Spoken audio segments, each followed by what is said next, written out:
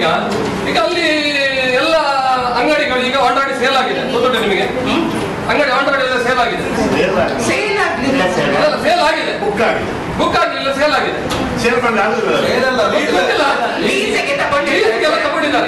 ತಗೊಂಡಿದ್ದಾರೆ.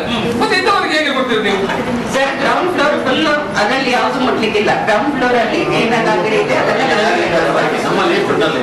ನಮ್ಮಲ್ಲಿ ಒಂದು ರೆಸ್ಟ್ ಇದೆ, plus vegetable market, fish market ಅದೆಲ್ಲ ಅಲ್ಲಿಗೆ ಶಿಫ್ಟ್ ಆಗುವಂತದ್ದು. ಬೇಸ್ಮೆಂಟ್ ಅಲ್ಲಿ ಗ್ರೌಂಡ್ ಫ್ಲೋರ್ ಅಲ್ಲಿ ಒಂದು ಫುಲ್ ಫ್ಲೋರ್ ನಮ್ಗೆ ಇರುವಂತದ್ದು. ಮತ್ತೆ ಬೇಸ್ಮೆಂಟ್ ಪಾರ್ಕಿಂಗ್ ಅಲ್ಲಿ ಇರುವಂತ 2 ಇದೆಯಲ್ಲ, ನೀವು ಸಂತೆಗೆ ಆಗುವಂತ ಸ್ಪೇಸ್ ಅದನ್ನೇ ಇನ್ಕ್ಲೂಡ್ ಮಾಡಬೇಕು.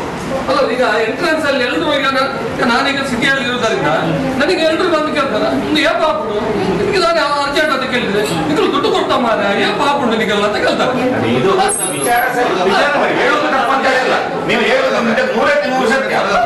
ನಮ್ದು ಕಂಡೀಷನ್ ಉಂಟಲ್ವ,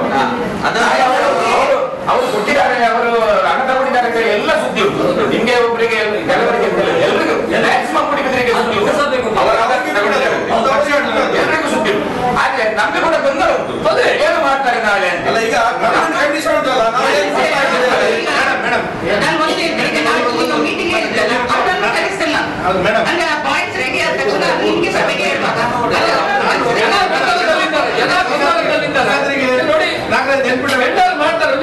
ಟೆಂಡರ್ ಮಾಡ್ತಾರೆ. ಈಗ ನಾವು ಮಾಡಿದ್ರೆ ಬಿಲ್ಡಿಂಗ್ ಕಟ್ತಾರೆ, ಅವ್ರು ಹೋಗ್ತಾರೆ, ಅಧಿಕಾರಿಗಳು ಬರ್ತಾರೆ, ಇಲ್ಲಿ ಸ್ವಲ್ಪ ಸ್ವಲ್ಪ ಕೆಲಸ ಮಾಡ್ತಾರೆ, ಹೋಗ್ತಾರೆ. ನಾವು ಇಲ್ಲಿ ಇರುವವರು ನಮ್ಮನ್ನ ಬೆಲೆ ಕೊಡ್ತಾರಲ್ಲ.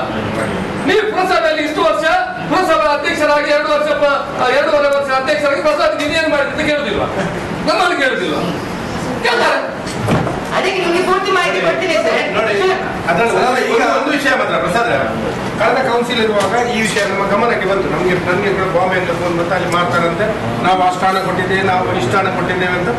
ನಾನು ಆ ಕೌನ್ಸಿಲಲ್ಲಿ ಕಳೆದ ಕೌನ್ಸಿಲ್ ಪ್ರಸ್ತಾಪ ಮಾಡಿದ್ದೇನೆ. ಆವಾಗ ನೆನಪಿರುವುದು, ಆವಾಗ ನಾವೊಂದು ಪೇಟೆಯಲ್ಲಿ ನೋಟಿಸ್ ಮಾಡಿ ಅನೌನ್ಸ್ ಮಾಡಿದ್ದೇವೆ, ಈ ಹಣ ಯಾರಾದ್ರೂ ಕೊಟ್ಟರೆ ಪುರಸಭೆ ಜವಾಬ್ದಾರಿ ಅಲ್ಲ ಅಂತ ಕೌನ್ಸಿಲ್ ನಿರ್ಣಯ ಆಗಿದೆ. ನೋಟಿಸ್ ಕೂಡ ಕೊಟ್ಟಿದ್ದೇವೆ, ಈ ವಿಷಯ ಬಂದಿದೆ ಆವಾಗಲೇ.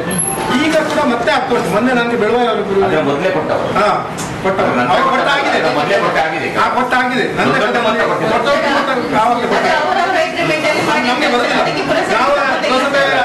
ನಮ್ಮ ವಿಚಾರ ಅಂತ ಹೇಳಿದ್ರೆ ಅದರಲ್ಲಿ ಇದ್ದವರಿಗೆ ಮೋಸ ಆಗ್ಬಾರ್ದು. ಯಾರು ಸಭೆಯಲ್ಲಿ ಏನ್ ನಿರ್ಣಯ ಆಗಿದೆ